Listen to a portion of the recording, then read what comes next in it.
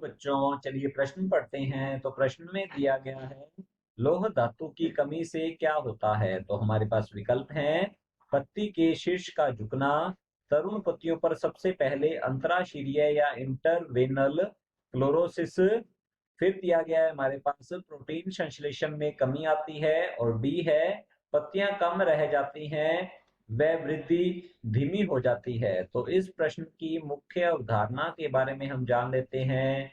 तो यहाँ लिखेंगे मुख्य अवधारणा।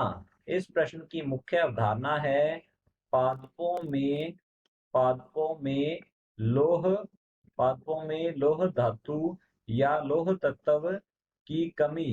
तो पादपों में लौह तत्व की कमी से कौन से न्यूनता के लक्षण प्रदर्शित होते हैं, ये हम देख लेते हैं। तो पादपों में जो तरुण पत्तियां होती हैं, जो नई पत्तियां होती हैं, तो यहाँ लिखेंगे तरुण पत्तियों में तरुण पत्तियों में क्या होगा कि लौह धातु की कमी के कारण अंतराशीरीय, तो लिखते हैं अंतराशीरीय हरिमाहीनता, या जिसे कहा जाता है क्लोरोसिस। तो यहाँ लिखेंगे अंतराशीरीय क्लोरोसिस या हरिमाहीनता। तो यहाँ लिखते हैं हरिमाहीनता जो है यह दिखाई देती है।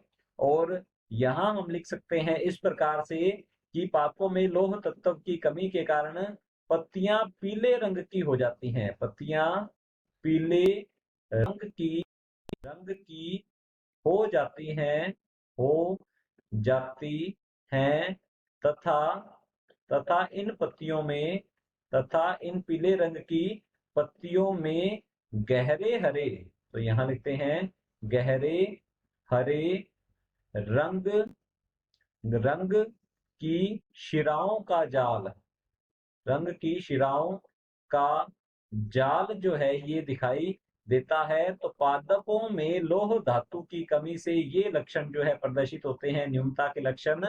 तो चलिए देख लेते हैं विकल्प की ओर। विकल्प ए दिया गया है पत्ती के शीर्ष का झुकना, तो हमारा ए विकल्प जो है ये गलत होगा। पत्ती के शीर्ष जो है ये लौह धातु की कमी के कारण नहीं झुकते हैं।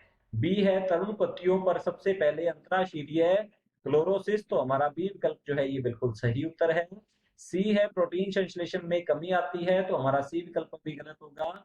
और डी है पत्तियां कम रह जाती हैं, वृद्धि धीमी हो जाती है, तो हमारा डी विकल्प भी गलत होगा। विकल्प बी बिल्कुल सही उत्तर है। आशा करता हूँ आपको समझ में आया होगा। धन्यवाद।